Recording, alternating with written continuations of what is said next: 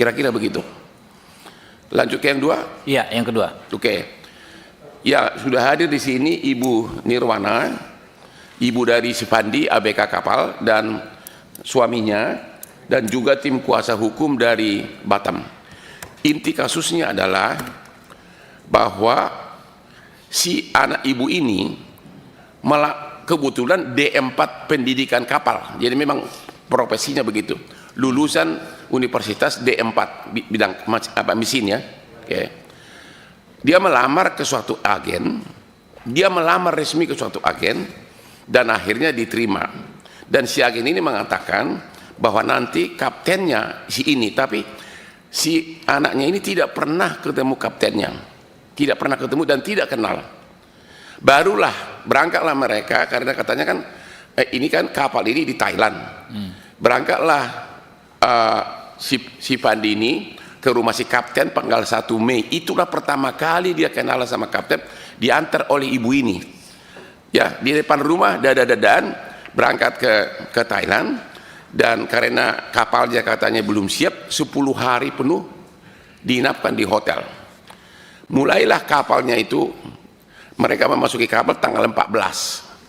Menurut kontrak harusnya kapalnya North Star namanya. Tahu-tahu dibawa speedboat, dibawa ke kapal Sea Dragon. Ya. Jadi dari lamaran sama kapalnya berbeda, ya. Baru mereka berangkat, dibawalah si Pandi ini ke tengah laut, naiklah ke kapal ini, kemudian mutar. 3 hari kemudian, yaitu tanggal 18 Mei, datanglah kapal nelayan, ya, kapal nelayan yang membongkar 67 kardus. Karena memang orang tidak banyak, oleh si kapten diperintahkan semua awak kapal untuk estafet memasukkan.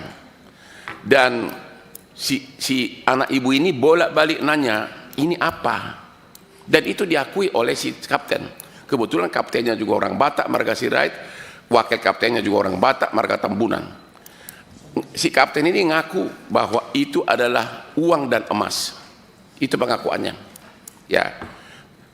Ini kapal harusnya berangkat dari Thailand menuju Filipina. Tapi lewat dari perairan Indonesia di Tanjung Karimun, ketangkap sama BNN sama bea cukai. Disitulah duka cita itu mulai. Dan di persidangan si kapten juga mengakui bahwa memang si anak ini nanya berkali-kali, ini apa isinya. Oke. Dan yang menjadi masalah adalah kok bisa dituntut hukuman mati karena tidak ada bukti sama sekali bahwa dia tahu isinya itu. Dia baru melamar, baru 3 hari naik kapal sebagai pengangguran masuk kerja. Yang menjadi pertanyaan adalah, ini yang perlu mungkin nanti ditanyakan Komisi 3 kepada penyidiknya dan jaksanya. Kalau seorang kapten kapal berangkat ke Thailand untuk narkoba 2 ton yang katanya harganya 4 triliun, mungkin enggak si pemilik narkoba tidak kenal si kapten ini? Mungkin enggak dia percayakan 4 triliun kepada orang yang baru dia kenal? Itu yang kita bilang logikanya tidak ada, tapi tiba-tiba dituntut sekarang hukuman mati. Itu inti kasusnya. Sama juga tidak ada bukti sama sekali yang mengatakan bahwa si Pandi tahu, karena memang dia hanya bekerja di kapal itu dan baru 3 hari naik kapal itu. Sekian dari saya dan dilanjutkan oleh ibunya Pandi. Silakan Ibu Nirwana ya. Silakan Bu. Anak saya melamar di kapal Thailand, kapalnya kapal kargo ditawari, Pak. Tiba-tiba sampai ke Thailand, diinapi di hotel, menunggu di sana. Anak saya bertanya, kok kita nggak naik-naik cab? Dibilang kapten, kita menunggu kapal yang ditawari sama kita, kapal kargo. Entah macam mana, ditanya lagi sama anak saya, kapalnya belum siap kita diperintah bawa kapal yang satu ini, kapal tanker. Kapal tanker bermuatan minyak. Jadi anak saya yang ngikutlah Pak, ngikut Terus orang itu naik, saya tak tahu entah naik dari mana, naik kapal orang itu. Kira-kira ada entah 3 hari, saya dengar anak saya tertangkap membawa narkoba. Makanya kami sebagai orang tua, kami terkejut Pak, kok bisa dia bawa narkoba? Kapalnya kok bisa jadi kapal tanker? Dijanjikan kapalnya kapal kargo. Di kontrak kerjanya pun kapal kargo. Jadi saya selaku orang tua, saya mohon keadilan sama Bapak, membantu saya untuk menyelesaikan masalah anak saya ini Pak. Saya mohon Pak, karena saya tanya anak saya, dia tidak mengetahui barang itu Pak. Saya tanya, jadi tahunya dari mana? Setelah penangkapan Mak, barulah tahu saya itu bawahnya itu narkoba. Jadi apa kamu nggak bertanya? Saya tanya, waktu barang itu masuk disuruh kapten kami mengangkat. Begitu saya angkat, saya udah nggak enak. Saya bilang sama kawan, ya kok ini barangnya, tapi kita mau bawa minyak. Kalian nggak curiga? Kenapa ini tak betul lagi? Masa kapalnya bawa ini kotak-kotak, ini tak betul lagi. Mana tahu ini isinya bom. Itu anak saya bilang Pak. Jadi kata kawan-kawannya. Dan itu dalam persidangan ucapan dari anak ibu diakui oleh si kapten dalam persidangan bahwa Pak. memang si anak ini Terkonfirmasi ya Pak. ya, ditanya di sidang, si kapten maupun ada wakilnya Pak Tambunan mengakui memang si anak ini bertanya ini apa. Oke. Gitu. Tapi di persidangan si kaptennya tiba-tiba ngaku bahwa isinya dia taunya emas dan uang. Iya. Jadi bagaimana mungkin 4 triliun ya, 4 triliun dia nggak tahu, dia dipercaya oleh si kapten, oleh si pemilik kapal. 4 triliun nilainya. Mungkin masih ada, silakan. Sudah itu paginya nggak enak dia, didatanginya kaptennya ke atas, ditanyanya, Cap, itu barang apa? Ayo kita periksa. Mana tahu itu entah bom. Enggak katanya itu uang sama emas. Jadi disambung anak saya lagi, kalau itu uang sama emas Cap, kenapa dimasuki di ruang palka? Saya tak tahu ruang palka itu apa Pak. Kenapa dimasuki situ? Enggak apa-apa biar aman katanya. Begitu anak Jadi saya itu diakui bilang. di persidangan. Iya, diakui semua kawan-kawannya, kapten pun mengakui Pak. Udah itu si Pandi disuruh lagi mencopot di bendera. Dibantah bikin anak saya lagi Pak. Kenapa dicopot lagi benderanya Cap? Apa nanti enggak bermasalah? Setahu saya kalau belayar, kapal kita belayar tak boleh dicopot di benderanya. Enggak apa-apa, kata si kapten. Selagi kita belayar enggak apa-apa, nanti kita ganti. Benderanya udah jelek, dibilangnya gitu. Anak saya enggak sanggup menaikkan ke atas itu Pak, mencopot benderanya, digantilah sama si Leo. Barulah itu tercopot benderanya. Itulah terus Pak, enggak lama kami dapat informasi tertangkaplah kapalnya. Begitulah cerita anak saya. Oke, terima kasih. Mungkin ada Ya, dari, makasih, mohon Pak. izin dari Bapak dari Silakan. Pandi. Silakan Pak. Dari situ aja. Mungkin dari Bapak selaku ayah dari Pandi. Silakan. Assalamualaikum warahmatullahi wabarakatuh. Nama saya Sulaiman. Saya selaku orang tua dari terdakwa Pandi Ramadan, saya bermohon kepada pimpinan Komisi 3 DPR RI agar anak saya diberi keadilan Pak. Saya bermohon kepada Bapak, imanetnya saya memohon kepada Bapak lagi, saya memohon ini Pak. Ya. Cukup. Cukup Pak. Oke.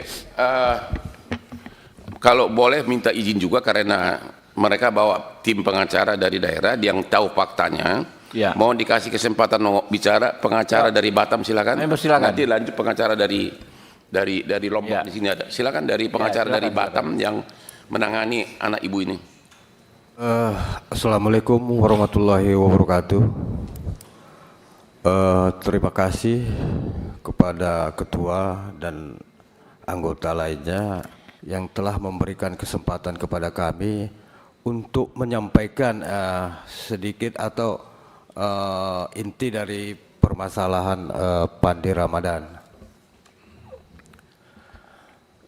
Jadi inti dari masalah Pandi Ramadan ini, ya ini yang kami sampaikan hanya yang fakta ya, fakta dalam persidangan, bahwa si Pandi ini ada mendapat info ya, mendapat info ada kerjaan di kapal asing. Infonya ini dapatnya dari agen bernama Iwan. Kemudian Pandi ini menjumpai si Iwan, terus Iwan sondingkan atau hubungkan ke Kapten Hasyolan Samosir. Kemudian Hasyolan Samosir menghubungi Pandi, ditanya dokumenmu, dokumen pelaut lengkap tak? Pandi bilang dibawanya berkasnya, dibawanya dokumennya semua. Oh ini udah mati, kalau bisa ini dihidupkan lagi. Kemudian dihidupkanlah dokumen-dokumen si Pandi ini. Kira-kira seminggu ditelepon sama si Hasyolan lagi, dokumennya udah siap Pak Pandi, mungkin 2 hari lagi Pak, aku udah siap, nanti bawa lagi kemari. Setelah siap dokumennya ini, dia menjumpai Pak Hasyolan ini. Hasyolan mau meriksa dokumennya sudah lengkap, diserahkan sama Hasyolan, kapten. Terus kapten memberi data-data formulir yang akan diisi dia untuk bisa masuk melamar di kapal atau di perusahaan yang sudah si Hasyolan ini, kapten ini menjadi mitra, jadi kapten di perusahaan itu, di perusahaan kapal itu. Kemudian setelah dimasukkannya semua, diterima,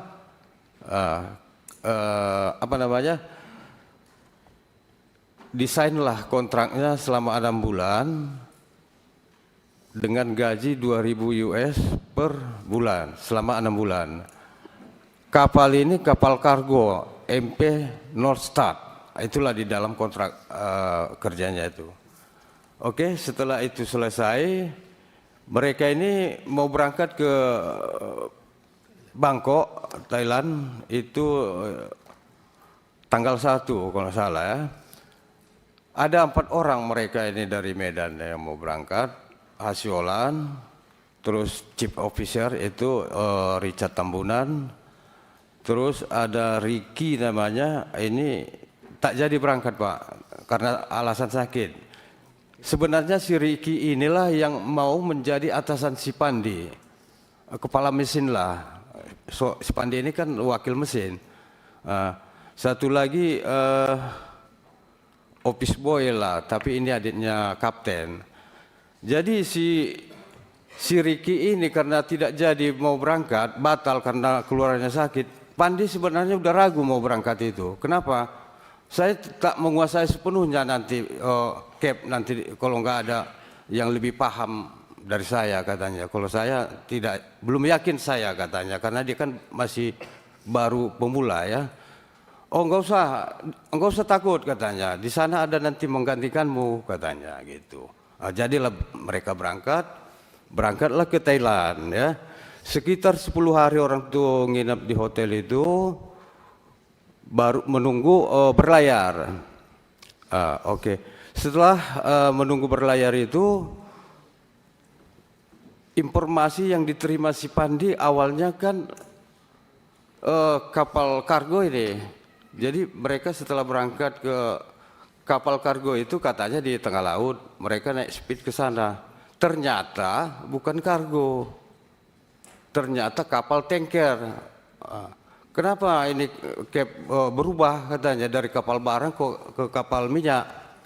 Oh nggak apa-apa, kita masih dalam satu grup perusahaan katanya, nggak masalah katanya. Oke, jadi pemikiran si Pandi waktu itu berarti kan mengangkat minyak kan itu. Ternyata minyaknya orang sudah berlayar, minyaknya belum datang nih. Di mana mau diambil minyak pun belum tahu nih.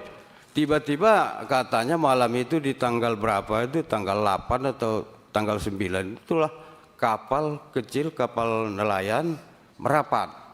Tapi sebelum dia merapat sudah ngasih kode-kode semacam lampu sorot gitu ya, lampu sorot ke kapal orang Sipandi ini. Kemudian di kapal Sipandi ini ada yang warga Thailand itu namanya Wirapat Pompang. Itu menurut Sipandi dan menurut ABK yang lain merupakan kepercayaan orang Thailand itu yang namanya Tanjen atau Jekitan gitu ya.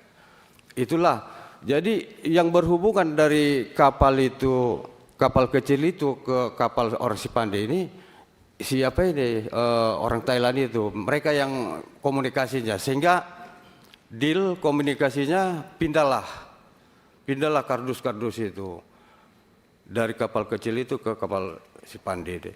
Kemudian di situ sebenarnya Sipandi ini kan diminta chief officer untuk membantu mengangkat itu secara estafet lah begitu. Terus ditanyanya officer ini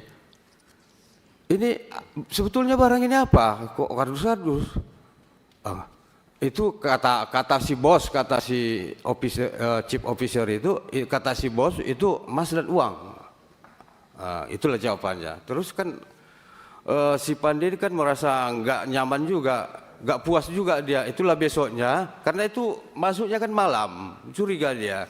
Besok paginya ditanya langsung sama Kep, seperti yang disampaikan Ibu tadi. Tetap jawaban si kapten itu emas dan uang. Sempat dia tanya juga sama kapten itu, kalau bisa kita buka lah, biar tahu kita apa ini isinya sebetulnya. Kalau membuka itu nggak ada kewenangan kita membuka itu, kata si kapten. Jadi selang berapa waktu itu, berapa jam atau berapa, ya mungkin kerajam lah, itu mereka berlayar lah. Rutenya pun apa itu kalau yang diterimanya infonya mau ke Filipina gitu ya.